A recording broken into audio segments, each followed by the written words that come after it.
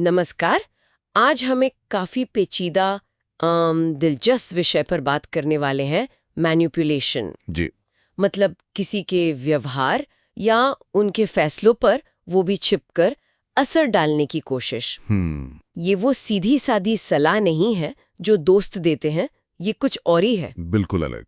हमारे पास the art of manipulation किताब से कुछ अंश हैं जो इसे समझने में हमारी मदद करेंगे। तो चलिए इसे परत दर परत खोलते हैं। बिल्कुल। और देखिए, किताब कहती है कि मैनिपुलेशन का जो मूल उद्देश्य है वो अक्सर सिर्फ कंट्रोल पाना या अपनी असुरक्षा से निपटना ही नहीं होता। अच्छा। हाँ, कभी कभी ये बस वो अतीत से सीखे गए पैटर्न होते हैं जिन्हें लोग दोहराते रहते हैं। और दिलचस्प बात यह है, जैसा स्रोत बताता है, कि ये हमेशा जानबूझकर या मतलब बुरी नीयत से नहीं होता। ओ, ये जानना तो बहुत जरूरी है। मतलब कोई अनजाने में भी मैनिपुलेट कर सकता है। क्या किताब इस पर और रोशनी डालती है? हाँ बिल्कुल। इसे समझने के लिए किताब ने इसे दो हिस्सों में बांटा है। एक है सचेत यानी कॉन्शियस मैनिपुलेशन, कॉन्शियस, हाँ। और दूसरा है अवचेतन यानी सबकॉन्शियस मैनिपुलेशन। अच्छा।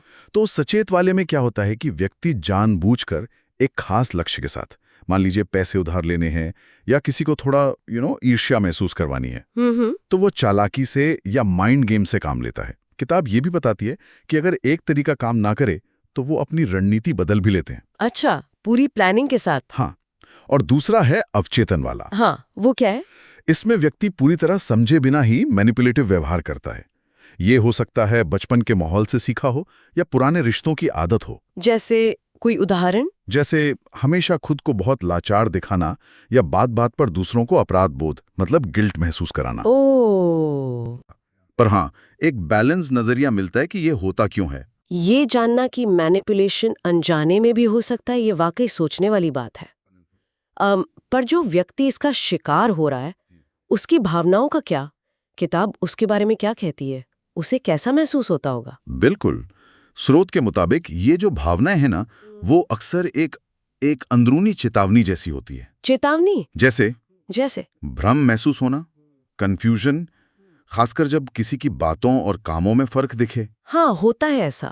या फिर खुद पर शक करना, सेल्फ डाउट, जब आपको कहा जाए कि अरे तुम ज्यादा सोच रही हो या तुम ओवर रिएक्ट कर रही हो। उफ।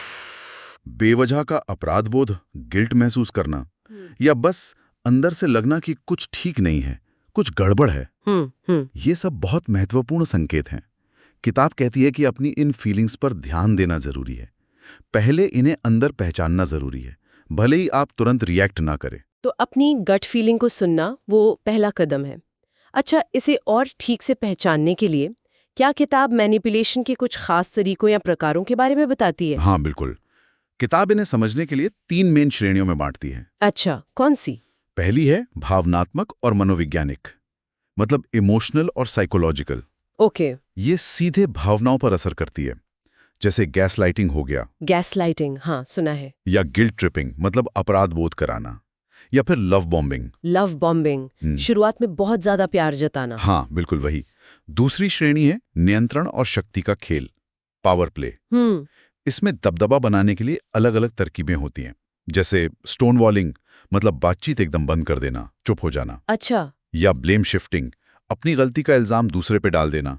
या आइसोलेशन मतलब व्यक्ति को उसके सपोर्ट सिस्टम, दोस्तों, परिवार से काटने की कोशिश करना। ओह। और तीसरी श्रेणी है धोखा और दिशाभ्रम, डिसेप्शन, यानी झूठ बोलना। हाँ, इसमें झूठ बोलना या सच्चाई को तोड़ मरोड़ कर अपने हिसाब से पेश करना शामिल है। सीधे सीधे झूठ बोलना या जानबूझकर अनजान बन जाना, या फिर सिलेक्टिव मेमोरी। सिलेक्टिव मेमोरी मतलब सिर्फ अपनी पसंद की बातें याद रखना। हाँ बिल्कुल, जो उनके फेवर में हो बस वही याद रखना। इनमें से कुछ तरीके तो सुने हुए लगते हैं, हाँ। लेकिन शायद ये बहुत सूक्ष्म तरीके से होते होंगे, है ना? क्या आप कुछ आम उदाहरणों को थोड़ा और समझा सकते हैं, जैसे किताब में दिए गए हों? जरूर। किताब कुछ खास उदाहरणों पर काफी जोर देती है। पहला, गैसलाइटिंग। हाँ, गैस लाइटिंग। इसमें होता क्या है कि तथ्यों को नकारा जाता है या इस तरह घुमाया जाता है कि सामने वाला अपनी याददाश्त पर, अपनी समझ पर ही शक करने लगे। बाप रे। जैसे कोई कहे तुम बहुत ज्यादा सेंसिटिव हो, या मैंने ऐसा तो कभी कहा ही नहीं, तुम खुद ही बना रहे हो। किताब कहती है कि इसका असर धीरे धीरे होता है और ये आत्मसम्मान को खत्म कर सकता है। खतरनाक है ये तो। हाँ। फिर है लव बॉम्बिंग। हाँ, ये भी। किताब इसे बताती है कि रिश्ते की शुरुआत में बहुत ज्यादा प्यार, तारीफें, ध्यान देना, मकसद होता है एक इमोशनल डिपेंडेंसी बनाना। अच्छा। जैसे लगातार मैसेज करना, बहुत जल्दी फ्यूचर के बड़े बड़े वादे कर देना। स्रोत चेतावनी देता है कि इस तेज शुरुआत के बाद अक्सर अचानक से दूरी या कंट्रोल करने का दौर आ सकता है। ये पैटर्न देखना जरूरी है। बिल्कुल। और एक और है ब्लेम शिफ्टिंग। हाँ, इल्जाम डालना। इसमें व्यक्ति अपनी गलतियों या अपनी नेगेटिव फीलिंग्स की जिम्मेदारी नहीं लेता, वो उसका दोष दूसरे पे डाल देता है। जैसे कहना, तुम्हारी वजह से मुझे गुस्सा आया, या अगर तुमने वैसा नहीं किया होता तो मुझे झूठ बोलने की जरूरत ही नहीं पड़ती। किताब के अनुसार ये अपनी जवाबदेही से बचने का एक क्लासिक तरीका है। तो इन पैटर्न्स को पहचानना शायद यही सबसे जरूरी कदम है। इन सब बातों का निचोड़ मतलब सार यही लगता है कि अवेयरनेस ही हमें ताकत देती है। सही कहा। जब हम इन तरीकों को समझने लगते हैं तो शायद हम खुद को इनके असर से बेहतर बचा सकते हैं। बिल्कुल। और यहीं पर एक गहरा सवाल उठता है जिस पर सोचा जा सकता है। बताइए। कि जब हम इन सूक्ष्म और यहाँ तक कि अवचेतन मतलब सबकॉन्शियस तरीकों को भी पहचानना सीख जाते हैं, तो ये समझ हमारी आपसी बातचीत को, हमारी बाउंड्रीज तय करने के तरीके को और हमारे रिश्तों की सच्चाई, ऑथेंटिसिटी को कैसे बदल सकती है।